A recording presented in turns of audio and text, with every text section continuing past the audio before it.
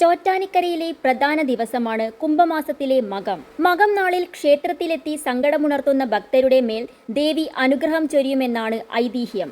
കേരളത്തിലെ ദേവീഭക്തരെല്ലാം ചോറ്റാനിക്കര ദേവിയെ പ്രാർത്ഥിക്കുകയും സർവൈശ്വര്യത്തിനു വേണ്ടി മകം തൊഴൽ ദർശിക്കുകയും ചെയ്യുമെന്നാണ് വിശ്വാസം. മകം തൊഴലിലൂടെ മംഗല്യഭാഗ്യത്തിനും സർവാഭിഷ്ട സിദ്ധിക്കും ദേവിയുടെ അനുഗ്രഹം ലഭിക്കുമെന്നാണ് വിശ്വാസം. 108 ദുർഗാക്ഷേത്രങ്ങളിൽ പ്രധാന ക്ഷേത്രമാണ് ചോറ്റാനിക്കര. ഇവിടെ 3 ഭാവങ്ങളിലായാണ് ദേവി കുടികൊള്ളുന്നത്.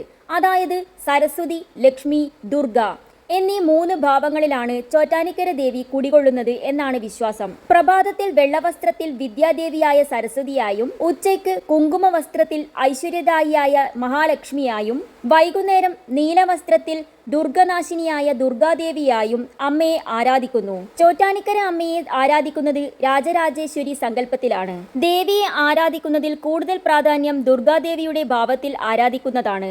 എല്ലാ ദുരിതങ്ങളിൽ നിന്നും ചോറ്റാനിക്കര ദേവി ഭക്തരെ കാത്തുരക്ഷിക്കും എന്നതാണ് ഈ ക്ഷേത്രത്തിന്റെ ആകർഷകത. ചോറ്റാനിക്കര മകം തൊഴൽ ദിനത്തിൽ ദേവി ഭക്തരെ വലത് കൈകൊണ്ടാണ് അനുഗ്രഹിക്കുന്നത് എന്നാണ് വിശ്വാസം. സാധാരണ ദേവി ഇടത് കൈകൊണ്ടാണ് തന്റെ ഭക്തരെ അനുഗ്രഹിക്കുന്നത്.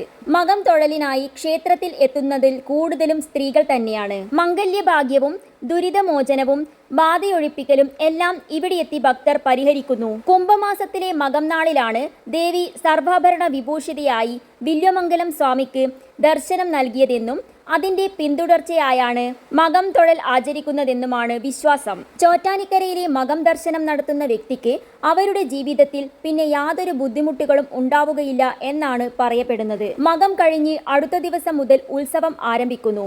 പിറ്റേന്ന് പൂരം നക്ഷത്രത്തിൽ ദർശനം ഏറ്റവും കൂടുതൽ ശുഭം പുരുഷന്മാർക്കാണ് എന്നതാണ് ഇവിടുത്തെ വിശേഷം. ഉച്ചപൂജയ്ക്ക് ശേഷമാണ് ഇവിടെ മകം തൊഴൽ ആരംഭിക്കുന്നത്. അവിവാഹിതരായവർ മകം തൊഴുതാൽ അടുത്ത മകം ആവുമ്പോഴേക്കും ഇവരുടെ വിവാഹം നടക്കുമെന്നാണ് വിശ്വാസം. ദോഷങ്ങളും ജാതകദോഷങ്ങളും എല്ലാം മാറുകയും ജീവിതം ഐശ്വര്യം നിറഞ്ഞതായി മാറുകയും ചെയ്യും.